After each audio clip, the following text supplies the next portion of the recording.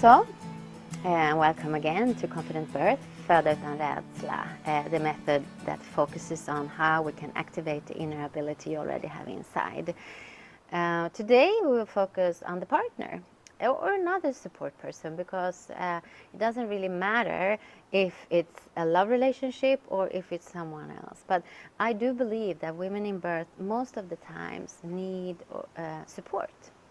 So this is how I have been working all the years as a doula, physiotherapist in the maternity wards, where I've been working for more than 10 years and assisting hundreds of births. That women in birth need support. So we're going to talk a little bit about this, both for you as a partner, if you're in a love relationship, or if you're going to attend the birth as a doula, sister, friend, or in any other kind of role. The key to this is, again, that the feeling, emotion that will activate the inner ability, the hormone oxytocin, is the feeling of trust, closeness, and safety. Again, the hormone that the body has chosen as our birth hormone is the oxytocin hormone. It's our relationship hormone, and it's our confidence, trust hormone. It is connected to the parasympathetic nervous system, and it comes from this part of us that we're actually supposed to give birth when we feel safe.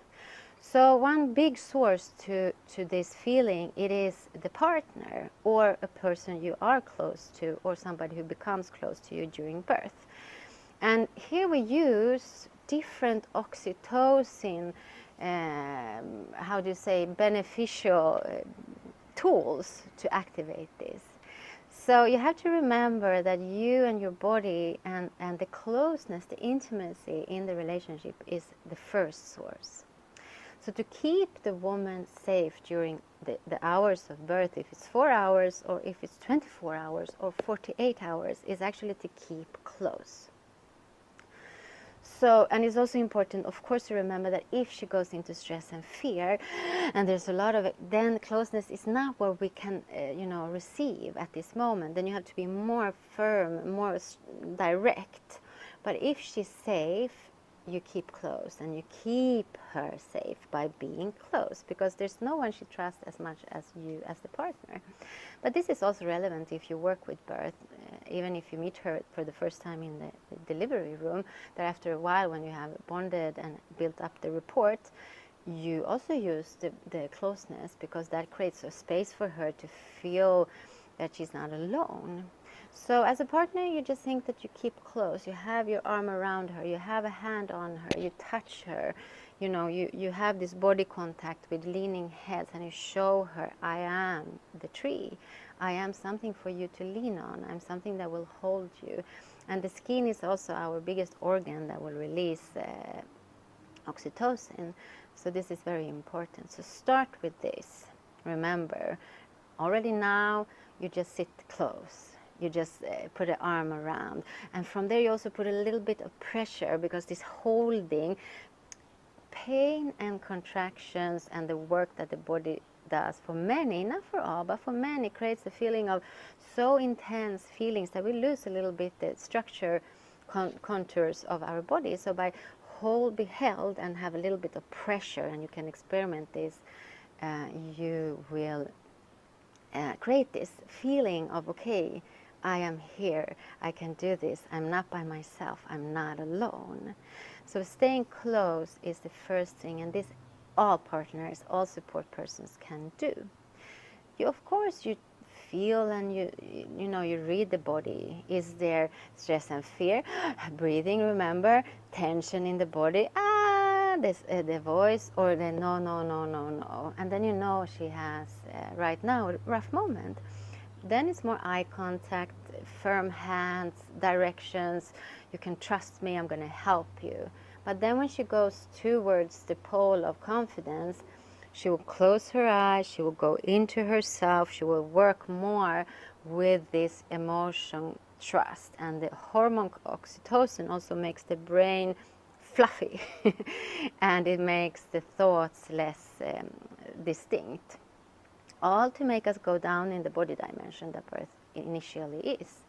So by being close to her, putting a firm pressure, you are helping her to do this. So after we're done today, you train this. You train the closeness. You sit in the sofa, stand up, hug, find a comfortable position to hug.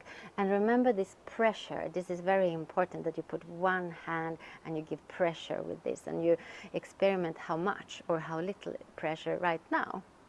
So now when you're training, you're just training the communication, especially if it's your first child. You don't know exactly what you will want. So remember, you're just training the communication that will be in birth later. So closeness, intimacy, firm hand is where we start. This will activate confidence. It will activate the hormone oxytocin. And also for you to remember, as a partner, you're extremely important. You're so important that it's actually nothing can affect the birth as positively as you can by giving active support during birth, because this will activate the positive spiral of the physiological birth hormone oxytocin. So the system is there, the birth hormone is there, everything is there. So by using you as a source to confidence when she doesn't believe it, or she needs more, or just to attend, you will maximize this together. So remember to keep this intimacy even inside of the hospital, because if you're not giving birth at home, it's very common that you come into the hospital and then the doctor, the midwife, everyone comes, and you take a step back away from this closeness, because you give space to those who can birth, but then she's left alone. So it's very important that you remember that you claim the room, you make the room yours, you keep on being close and intimate. It's your room, the hours you're there, and you are extremely important, both for the medical outcome and the emotional experience, and also that you together, all the 3 or 4, if you have twins or more, going to create a new family after you're done here. So remember, closeness, closeness, closeness from the beginning to the end. Remember also that if she's in stress and fear, you need to first work with this and, stop it and unwind it. You can't get close or start hugging someone in stress and fear, because she's protecting herself. Then when this is broken down, or you found a way to do it, you will be more receptive. The oxytocin will start flowing. You will get closer and closer and closer. You rest together by spooning. You rest in if there's a couch or other sofa or whatever. And you also walk, and you keep close all the time. Of course, she maybe say, now I want space, I'm very warm. She's physically working. Okay, now I took a cold shower, now we can hug again. But your goal is to stay close, close, close.